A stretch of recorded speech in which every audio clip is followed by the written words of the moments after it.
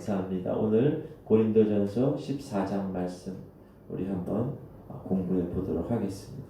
고린도전서 14장은 12장, 13장, 14장이 은사에 관한 장이라고 말씀드렸고, 그 12장과 14장 사이에 13장, 그 은사는 이 사랑을 가지고 꼭 활용을 해야지, 그렇지 않으면 그 은사는 아무 소용이 없다, 아무것도 아니다, 그렇게 말씀하셨어요. 오늘 14장은 전반부에는 방언과 예언에 관한 말씀이 나오고요, 후반부에는 교회 질서에 관한 이야기를 하고 있습니다. 방언과 예언, 성령께서 우리에게 주신 은사의 목적은 12장부터 계속 말씀하시지만 이 개인의 유익을 위함이 아니고 공동체를 세우기 위해서 하나님 우리에게 주신 선물이다 라고 말씀을 하고 있습니다. 그러면서 오늘은 방언과 예언 14장에서 그것을 이렇게 비교해서 말씀을 하고 계십니다. 우리가 잘 알다시피 예언은 성령께서 그 시간에 그 사람에게 즉각적으로 하나님의 진리, 하나님의 말씀, 하나님의 비전을 주는 거예요. 설교하고는 다릅니다. 설교는 뭐죠? 설교자, 목사가 기록된 하나님의 말씀, 그 진리를, 이미 기록되어 있는 하나님의 말씀을 풀고 지혜와 계시의 영을 통하여서 선포하는 그 시간에 성령께서 역사하셔서 듣는 하나님의 백성들의 마음을 그 영적인 말씀의 능력으로 변화시키는, 그리고 가이드라인을 해주는 그러한 것이라면, 예언은 그렇지 않고 하나님께서 하나님의 뜻을 어느 한 사람에게, 예언의 은사를 받은 사람에게 즉각적으로 하나님의 진리를 전하는 것입니다. 그래서 우리 한번 먼저 2절부터 5절까지 한번 읽어보도록 한번 하겠습니다. 시작. 방언을 말하는 자는 사람에게 하지 아니하고 하나님께 하나니 이를 알아듣는 자가 없고 영으로 비밀을 말함이라. 방언은 내가 방언을 하면 방언 통변의 은사 있는 사람이 통변하지 않는 한 사람들이 알아들을 수가 없습니다. 왜? 영으로 비밀을 말하기 때문에. 그러나 예언은 3절입니다. 시작. 그러나 예언하는 자는 사람에게 말하여 덕을 세우며 권면하며 위로하는 것이요. 그러나 예언은 그 공동체 혹은 어떤 개인에게 이렇게 말하는 거예요. 예언 은사 받은 사람이 하나님의 그 예언의 말씀을 받고 사람에게 하는 거예요. 그래서 다 알아들어요. 그러나 여기 가장 중요한 건 덕을 세우며 권면하며 위로하는 것이요. 이게 덕을 세운다는 게 너무나 귀한 일입니다. 여러분, 왜냐하면 하나님이 저에게 예언의 은사를 주셔서 어느 분에 대한 말씀을 주셨어요. 그럼 제가 그분에게 그 예언의 말씀을 전달해요. 전달하는데 100% 하나님의 말씀을 전달하는 게 옳아요. 그러나 덕을 세우고 권면하고 위로하는 목적이 반드시 있어야 돼요. 지금 그 사람은 너무 힘들어요. 그 문제 때문에 힘들어요. 근데 그 문제를 이 예언받은 사람이 덕을 세우지 아니하고 권면하지 아니하고 위로하지 아니하고 그냥 즉각적으로 다이렉트로 만약에 말을 하게 되면 그 사람은 혹 그 예언 때문에 실족할 수 있어요. 저는 그런 경험이 몇 번 있어요. 그래서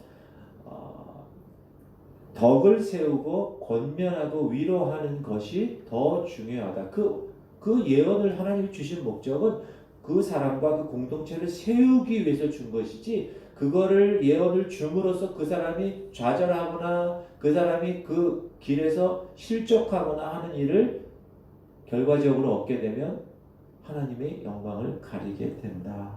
그런 것입니다. 또 4절 보면 시작. 방언을 말하는 자는 자기의 덕을 세우고 예언하는 자는 교회의 덕을 세우나니. 방언하는 사람은 하나님이 특별히 중보 기도자로 주께서 이렇게 선택을 하셔서 그 그 기도의 사역을 더 가속도 있게 하게 하기 위해서 주시는 선물입니다. 그러므로 그 방언을 말하는 자는 그것 때문에 자랑할 수가 없어요. 물론 예언하는 사람도 마찬가지지만 자기의 덕을 세워요. 그러나 예언하는 자는 교회의 덕을. 그래서 예언하는 사람이 더 조심해야 됩니다. 그런 은사를 받은 사람. 그러면서 바울 목사님이 이렇게 얘기합니다. 5절 시작. 나는 너희가 다 방언 말하기를 원하나 특별히 예언하기를 원하노라. 만일 방언을 말하는 자가 통역하여 교회의 덕을 세우지 아니하면 예언하는 자만 못하니라. 방언은 다른 사람들이 알아듣지 못해서 방언의 은사를 받은 사람이 방언을 하면 통변의 은사 받은 사람이 그것을 통변함으로 통역함으로 교회의 덕을 세우는 거예요. 그래서 방언은 여러분 두 가지로 우리가 얘기할 수 있어요. 개인적으로 내가 기도의 깊은 곳으로 하나님께서 주신 그 사명을 위해서 기도하는 그러한 방언의 은사가 있고, 또 하나 기능이죠. 또 하나는 하나님께서 그 방언을 통하여서 교회의 덕을 세우게 하시는 말씀의 방언도 있어요. 그러나 후자는 그렇게 많지 않아요. 오히려 그것은 예언을 통하여 하나님이 더 말씀하세요. 방언과 통변을 통하여 말씀하시기도 하지만 즉각적으로 예언을 통하여 말씀하시기도 하신다. 그리고 19절 보면 시작. 그러나 교회에서 네가 남을 가르치기 위하여 깨달은 마음으로 5마디 말을 하는 것이 1만 마디 방언으로 말하는 것보다 나으니라. 그래서 이 예언과 방언에 대해서 오늘 14장에 바울사상 목사님이 구별하여서 이야기하는 거예요. 교회에 이익을 주는 것은 예언이고 자신에게 이익을 주는 것은 방언이다. 그리고 여러분 은사는 큰 은사, 작은 은사가 없어요. 이거는 좋은 은사, 이건 나쁜 은사 그런 게 없어요. 다 하나님이 교회의 덕을 세우기 위해서 각 사람에게 맡겨진 대로 선물을 주는 거예요. 자, 아버지가 아들이 3명이 있으면 그 아들 3명의 상황을 낳고 키웠기 때문에 다 알아요. 이 아들은 좀 내성적이구나. 이 아들은 상당히 밝고 아주 외향적이구나. 이 놈은 상처를 많이 받는 놈이야. 이렇게 다 파악을 하고 나서 그 아들에 맞게 선물을 주는 거예요. 이 아들에게는 이런 선물. 이 놈은 참 이런데 예민하지. 그거 말고 다른 걸 줘야지. 하나님 아버지도 마찬가지입니다. 모든 100명의 성도들에게 다 방언의 은사를 주시지 않아요. 하나님은 나보다 나를 더 잘 아십니다. 믿으십니까? 왜 나보다 나를 더 잘 아시죠? 나를 창조하셨으니까. 우리 엄마 아버지가 나를 낳고 키우셨지만 우리 어머니 아버지보다 더 저를 잘 아세요. 왜? 초성하셨습니다. 그러므로 나에게 잘 맞는 은사를 주시는 것은 당연하다. 왜 22장, 13장, 14장에서 이 방언에 관한 이야기를 이렇게 많이 하느냐? 고린도 교회가 그 은사 때문에 문제가 있었기 때문에 그래요. 그들은 처음에 뭐라고 그랬습니까? 우리 3장 1절에 보면 우리가 배운 거예요. 시작. 형제들아 내가 신령한 자들을 대함같이 너에게 말할 수 없어서 육신에 속한 자 곧 그리스도 안에서 어린아이들을 대함과 같이 한다. 이렇게 얘기합니다. 은사는 많이 받은 교회지만 교회는 큰 교회이지만 큰 도시 대형 교회예요. 고린도 교회에 있었으니까 하나밖에 없었으니까. 그러나 그럼에도 불구하고 영적으로 베이비였다. 2절 내가 너희를 저주로 먹이고 밥으로 아니하였노니 이는 너희가 감당하지 못하였음이거니와 지금도 못하리라. 애를 낳으면 밥 먼저 주나요? 제가 우리 애기 낳아가지고 빨리 크라고 애기 젖을 먹여야 되는데 빨리 크라고 병원에서 같이 뭘 줬어요. 이렇게. 그래서 그걸 보니까 이거 애기 주라는 건가 보다. 그리고 막 타가지고 애기를 줬어요. 그래서 제 아내한테 혼 많이 났어요. 그게 뭐냐 하면 이유식이에요. 근데 병원에서 태어날 때 주니까 산부인과에서 나는 이걸 그냥 먹이나 보다. 이유식을 변했어. 큰일 날 뻔했어. 애기는 젖을 먹고 좀 커야 이유식을 먹는데 마찬가지입니다. 지금 젖으로 먹이고 밥으로 못 먹였다는 거예요. 이 고린도 교회 성도들이 너무 베이비라서. 그리고 3절 시작. 너희는 아직도 육신에 속한 자. 여러분 교회 모든 사람들이 교회 다닌다고 해서 다 하나님의 거룩한 이 성화의 길에 최선을 다하는 사람은 아닙니다. 육신에 속한 자가 있어요. 교인들 중에도 거듭나도 그들은 이 육신의 몸이 더 강한 거예요. 제가 말씀드리죠. 인간의 본성이 있죠. 그러니까 우리가 거듭났을 때 그 하나님의 영광에 못 미치는데 들어갈 수 있게끔 하나님께서 예수님의 그 십자가를 통하여 이루셨잖아요. 그리고 나서는 뭐예요? 하나님의 본성, divine nature. 인간의 본성이 있지만 하나님의 본성이 내 안에 들어왔어요. 그래서 이게 지금 이 안에서 싸우는 거예요. 내가 어떤 여러분 그런 말 있죠. 인디안 속담 이야기 중에 여기 하얀 개, 우리 안에 하얀 개가 있고 까만 개가 있대요. 그러니까 그 아들이 물어보는 거예요. 아빠, 그럼 이 하얀 개와 이 까만 개가 싸우는데 어느 개가 이겨? 그러니까 그 아빠, 인디언 아빠 이랬대요. 네가 먹이를 많이 주는 개가 이겨. 인간 본성, 이 휴먼 네이처에 여러분이 계속 먹이를 주면 이게 득세하는 거예요. 그러나 우리 세상 사람들은 고민도 안 해요. 그런 고민. 왜? 여기 하나님의 본성이 안 들어왔기 때문에. 그러나 우리 믿는 사람은 내가 예수를 주로 고백하고 이제 내가 하나님의 거룩한 자녀가 되겠습니다. 고백한 사람에게는 하나님의 본성이 여기 들어왔어요. 그래서 내가 이 인간의 본성에게 먹이를 많이 주느냐, 이 하나님의 본성에게 먹이를 많이 주느냐에 따라서 내가 육신에 속한 자인가, 영에 속한 자인가가 판결이 나는 거예요. 근데 고린도 교회는 아직도 육신에 속한 자예요. 너희 가운데 시기가 있고 분쟁이 있어요. 어찌 육신에 속하여 사람을 따라 행함이 아니리요.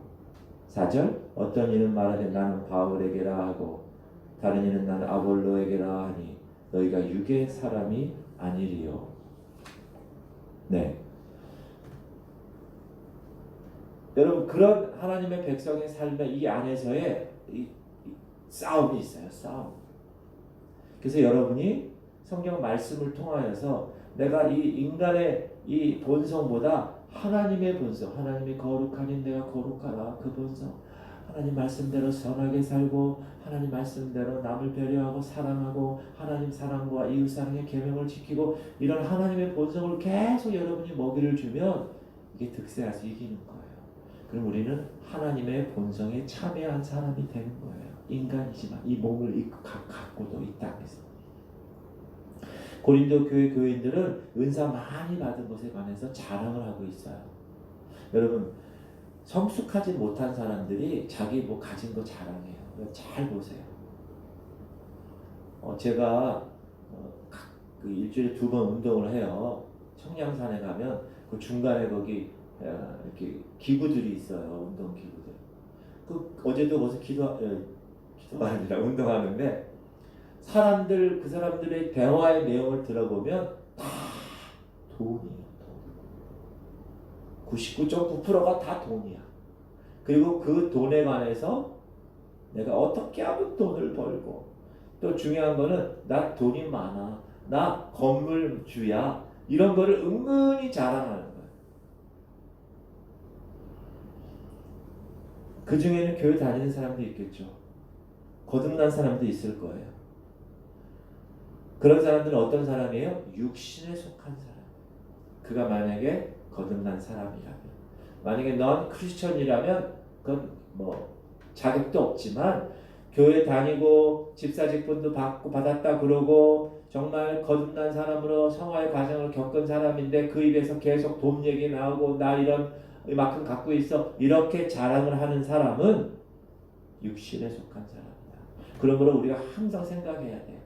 내가 지금 거듭나서 거룩한 이 하나님의 귀한 성화의 길을 걷는데 내가 육신에 속한 사람으로 지금 살아가는가? 인간 본성으로. 아니면 하나님에 속한 사람으로. divine nature.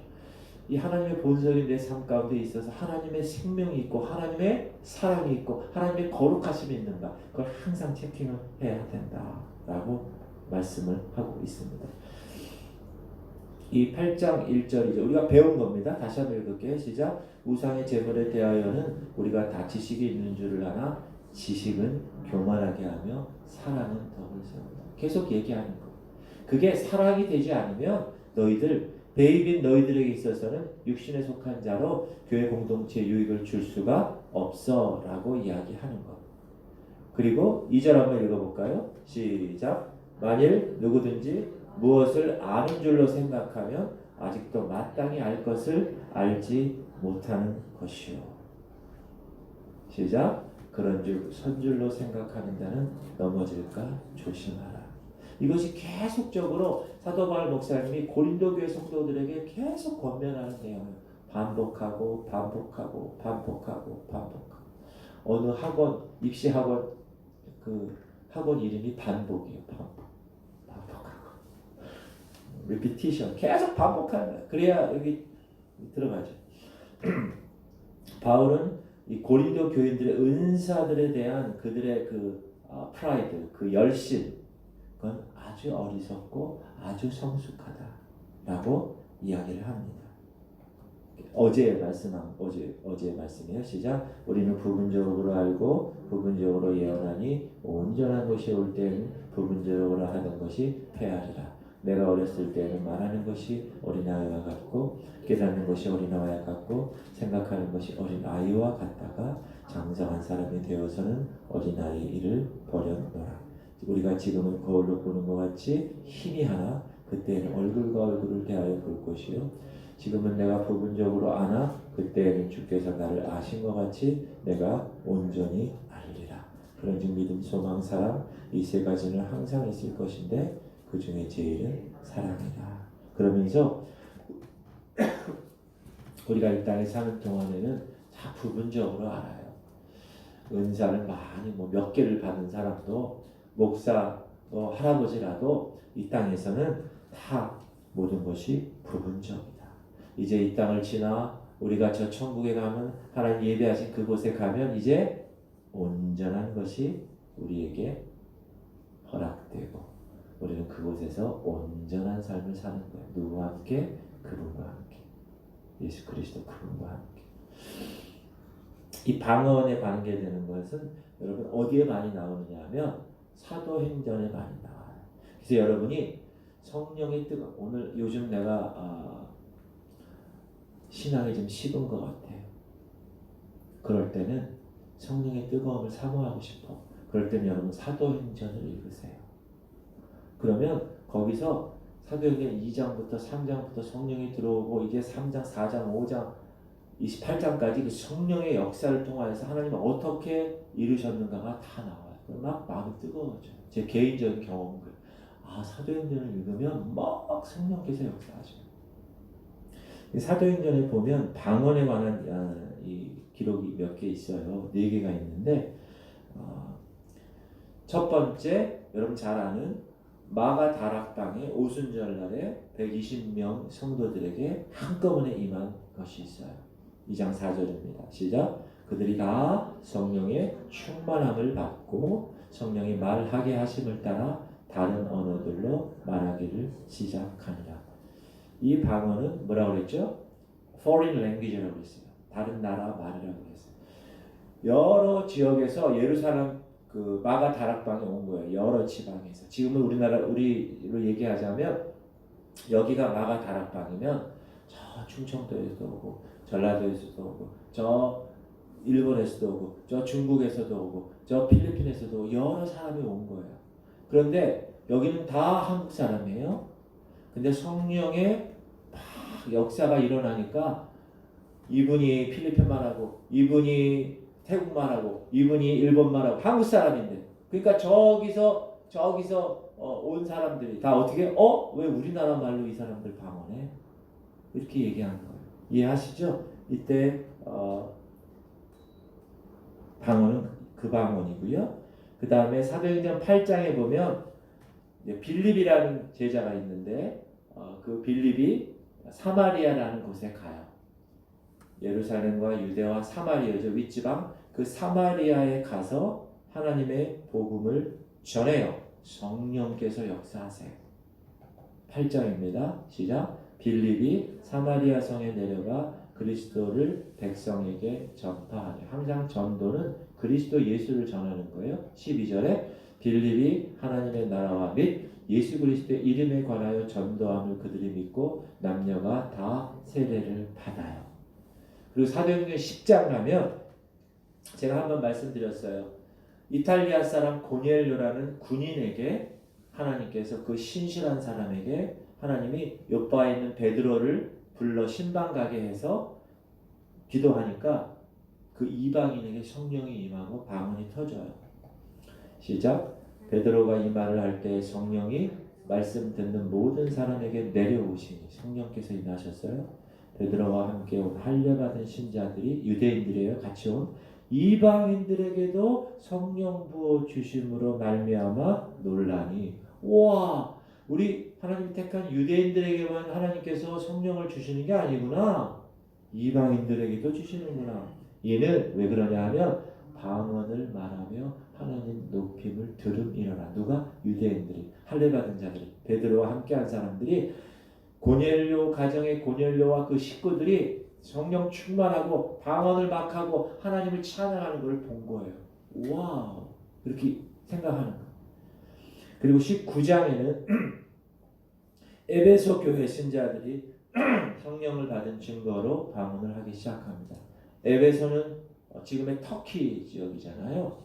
자, 읽어볼까요? 시작. 아볼로가 고린도에 있을 때 바울이 윗지방으로 다녀 에베소에 와서 어떤 제자를 만나 바울이 그들에게 안수하며 성령이 그들에게 임하심으로 방언도 하고 예언도 하니. 그래서 성령을 강조하는 교회, 순복음 교회 같은 경우에는 모든 성도들이 다 예배 끝나고 나면 목사님에게 가요. 그리고 어떻게 해요? 안수를 받아요. 바울이 그들에게 안수하며 성령이 그들에게 임하심으로 방언도 하고 예언도 하기 때문에. 순복음 교회는 다 크잖아요. 그 교구장들이 있어요. 그 예배가 다 끝나면 다 교구실로 가. 그 교구들, 교구 식구들. 그래서 교구장 목사님에게 다 안수받고 가요. 다. 그게 그 교회 문화예요. 왜? 안수할 때 성령이 임하기 때문에.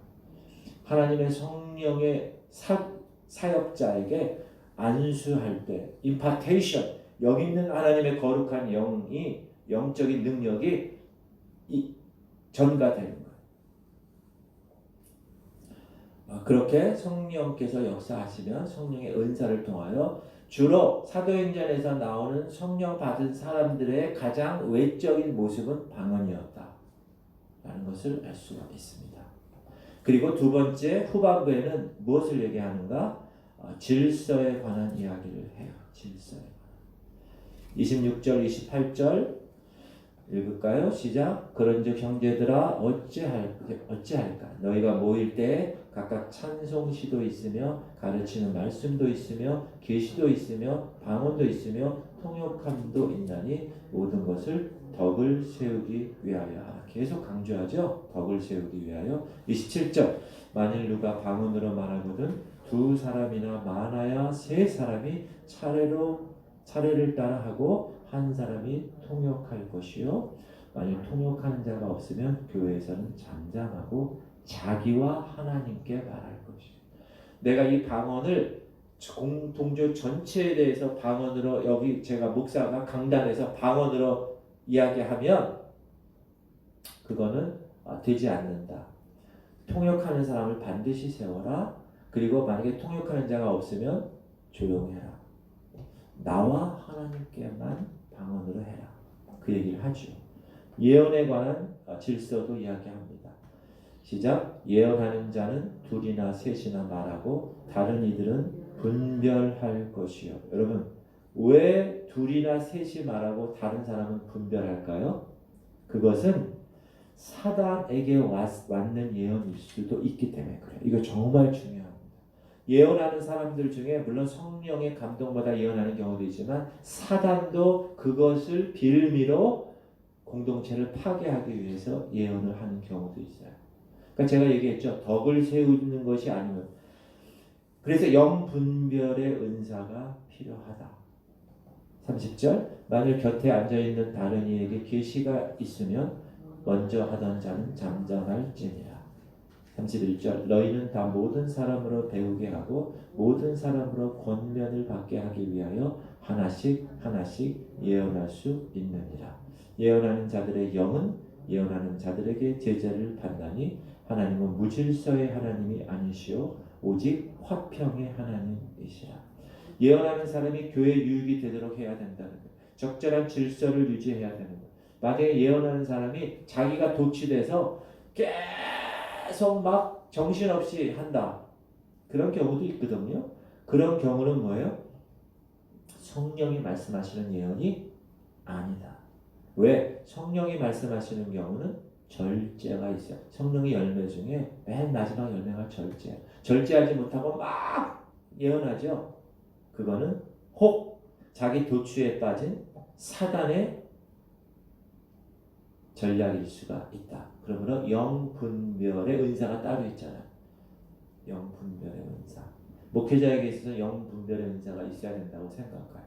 어느 집에 신방을 딱 가면 그 집에 대한 영적인 분별이 와야 돼요. 목회자는 영적인 의사입니다. 성도들을 보았을 때 그냥 겉모습을 보는 게 아니라 영적인 진단을 할 수 있어야 되고 이 사람이 영적인 지금 상황이 이렇구나. 어디가 아프구나. 우리가 병원 가면 의사 선생님한테 얘기하잖아요. 근데 잘 아는 의사는 뭐예요? 그거를 진단을 잘하고 처방을 잘해서 고치는 것. 수술하셔야 돼요. 그 일주일 동안 약 드세요.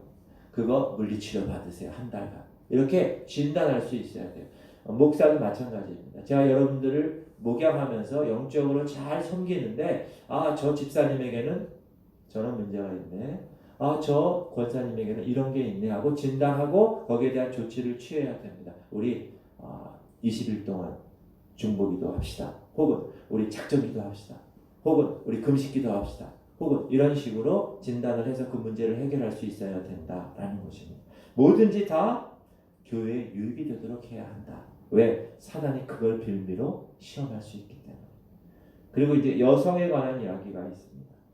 사도 바울이 여성을 비하하거나 여성을 어디 상대적으로 남성에 비해서 안 좋다라고 얘기하는 건 아니에요. 왜냐하면 그 당시에 이 고린도 교회에는 여인들이 상당히 은사를 남용하면서 영향력을 끼쳤기 때문에 부정적인 영향을 끼쳤기 때문에 그래요. 그래서 34절 시작 여자는 교회에서 잠잠하라 그들에게는 말하는 것을 허락함이 없나니 율법에 이른 것 같이 오직 복종할 것이요 만일 무엇을 배우려거든 집에서 자기 남편에게 물을 지니 여자가 교회에서 말하는 것은 부끄러운 것이라. 교회에서 자기의 위치가 있어요. 목회자는 목회자의 위치가 있고 성도들 중에서도 하나님께서 세우신 직분자의 위치가 다 있는데 그 위치를 떠나게 되면 교회 덕을 세울 수가 없고 교회를 분열시키는 원인이 될 수 있기 때문에 그리고 남자들은 아내에게 영적인 진리를 가르쳐야 할 책임이 있다. 책임이 있다. 그러므로 이건 남자분이 아무도 저밖에 없네. 남자분들은 여자 배우자에 관한 영적인 리더십도 있어야 됩니다. 그래서 이끌어줘야 돼요. 근데 요즘 다 거꾸로 됐죠.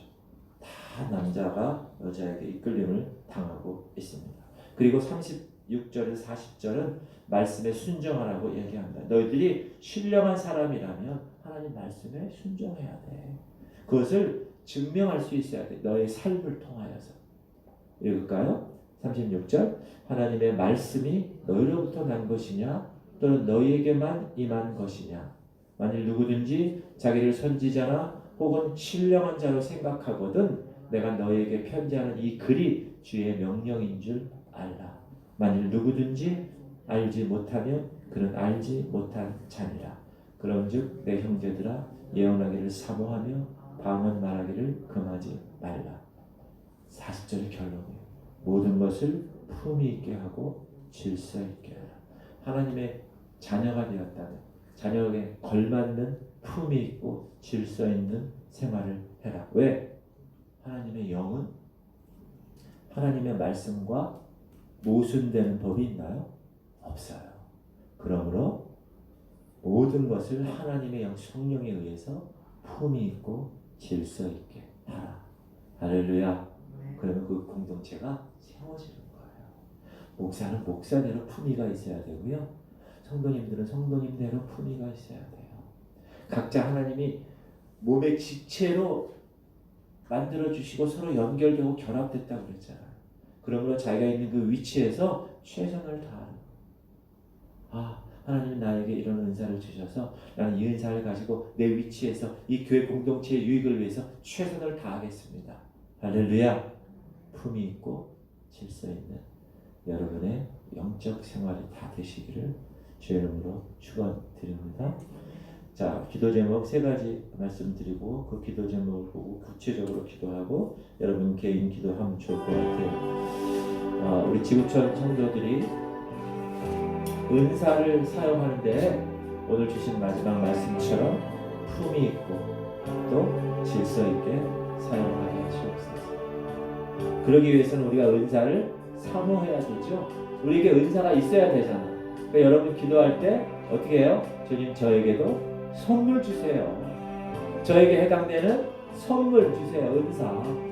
그렇게 사모하면 주님이 주실 것이고 그 주신 은사를 받았다면 품위 있고 질서 있게 사용합니다. 두 번째, 주님 지구촌 교회 성도들이 자신의 유익을 위함이 아니라 그 은사를 교회 공동체의 유익으로 사용하게 하시옵소서. 세 번째, 그 지구촌 교회 성도들이 질서를 따라 목사는 목사의 질서, 성도님들은 성도님들의 질서에 따라 이 교회 공동체를 주님의 머리 되신 이 공동체를 잘 세우고 이끌어 가게 하시옵소서. 우리 주님 한번 부르고 통성으로 기도하겠습니다. 주여